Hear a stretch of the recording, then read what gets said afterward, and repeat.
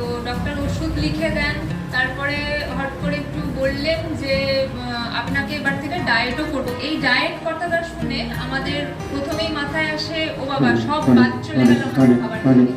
তো আসে কি এটা সবার মাথায় যে ডায়েট মানে সবকিছু বাদ চলে গেল, কিন্তু সেটা নয়।